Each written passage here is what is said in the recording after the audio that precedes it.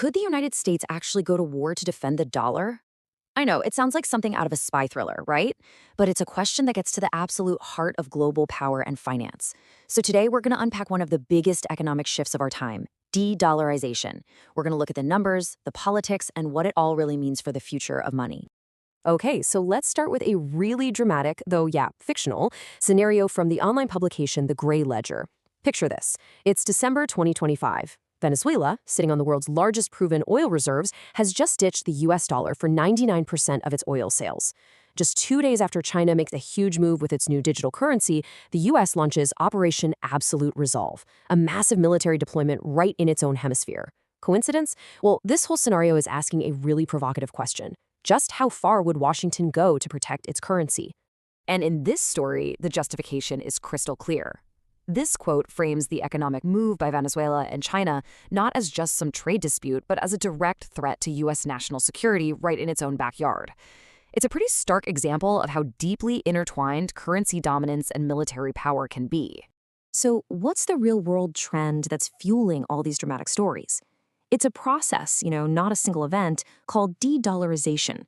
It's basically this gradual move by countries all over the world to depend less on the US dollar for trade, for their financial markets, and as the main asset they hold in their national savings, their foreign reserves. Now, you might be surprised to learn that one of the biggest drivers of this change isn't some big government treaty or a new political alliance. No, it's a tech revolution happening in India. Get this, India's Unified Payments Interface, or UPI, now handles almost half of all global real-time payment transactions. It's a completely homegrown system that has totally changed the game in India. And the scale of this is, well, it's kind of hard to wrap your head around. We're talking about $3.4 trillion in annual transaction value. India's UPI platform is now processing more transactions every single day than the American giant Visa does globally. This isn't some small experiment. This is a fundamental disruption to the old way of doing things. And you better believe this has not gone unnoticed. The US government has actually formally called India's UPI a trade barrier. Why? Well, because this homegrown system, which favors its own domestic networks, is seen as a direct threat to the business models of American payment giants like Visa and Mastercard. This whole tech shift is happening at the same time as a much bigger financial trend. For the first time in decades, the dollar's share of global foreign exchange reserves, the savings accounts of central banks, has actually fallen below 60%.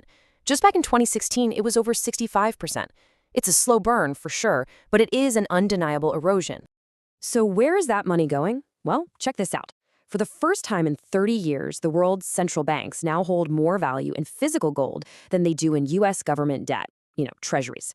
We're talking $4 trillion in gold versus $3.9 trillion in treasuries. That is a historic, tectonic shift in what countries consider a safe asset.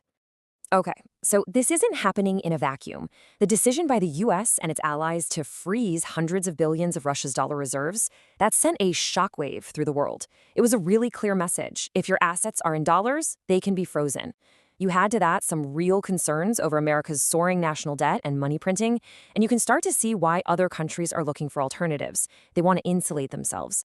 But, and this is a huge but, despite all these cracks starting to show, the case for the dollar staying on top is still incredibly strong.